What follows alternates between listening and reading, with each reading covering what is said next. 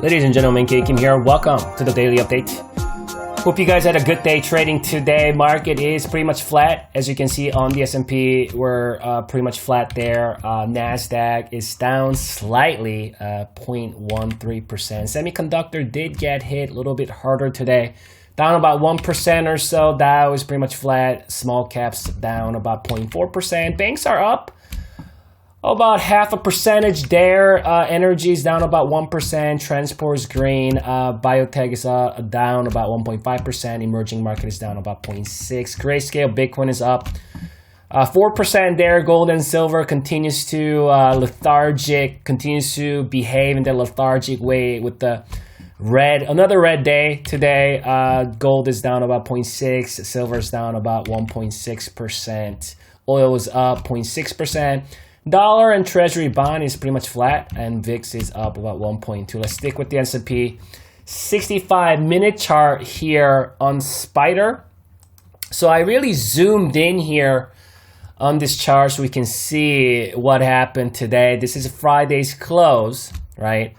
So this morning we gapped down. This is where it opened, and there was actually a gap that was open this morning.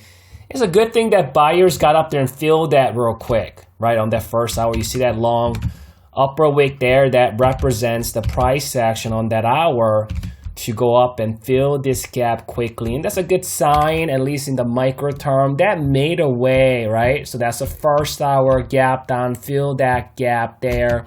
And then second hour, we held that support. And you can see third hour, we saw that thrust. So when the gap was filled on that first hour, made a way for the third hour, guys, to come up, made a move. Fourth hour, fifth hour came back down, but on the sixth hour, we made a move back up there. So we pretty much held this micro term support there, staying above the 50% of its green candle body from Friday, last hour of Friday. And we're just tight range. This is a very, very tight range. As I zoom out, you will see how tight range it is. You can see right there, right?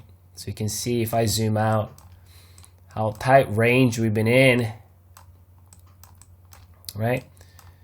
So ever since late March here, right, we saw that V-shaped reversal. And this market has been moving higher after it hit that overbought sentiment actually back in April 5th, right? My oscillator told us that we're overbought, but we were at that extreme overbought, right? And extreme overbought is a good thing, not a bad thing, right? As we can see here, right? We wanted to see the oscillator, pushing all the way to the top of his band. And we haven't done that in we haven't done that in 5-6 months or so, as we talked about. How you can see in this level right here, how you see there's a space right on the oscillator, right? That tells us that some of those moves are weak, right? Bulls were not able to push it all the way up. When they did push it all the way up, you can see we barely saw any pullback while the oscillator reset it quite a bit. And potentially we're doing something similar right here. Just very, very tight range, and oscillator is currently in that, resetting phase after hitting that overbought level. It's been a while since we hit that short-term moving average, right? Last time we hit that old short-term moving average was right here. That was March 30th, and now we're going about 2 weeks now. We haven't retest the short-term moving average, and I'm not sure when we're going to do that. It might be tomorrow, it might be a week from now, but as long as the market or the price continues to stay above my short-term moving average, we want to continue to give benefit of the doubt to the buyers in the short term.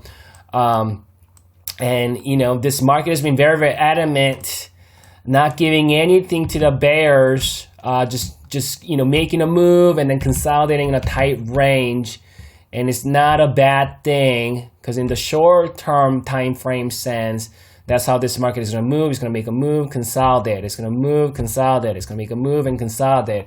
And that's just kind of how bulls like to operate anyway. So let's see how the market, I mean, at this point, I want to continue to give benefit of the doubt to the buyers.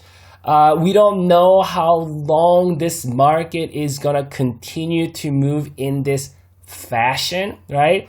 We're getting into this market where market is in this price discovery phase, right? Because we're getting into whole new uncharted territory as this market is continuing to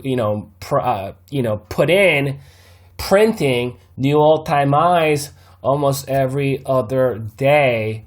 And so until it gives us a certain signal, we want to continue to assume that this market could continue to behave in this way. Something will change if the market is ready to tell us that there might be some weakness, there might be some sort of a correction coming. Until then, let's continue to give benefit of the doubt to the buyers. Let's continue to assume the market could continue to move this way until, right, the market tells us otherwise, right? It will show in the price section. We'll be able to kind of see what are some of the hints the market is telling us, right?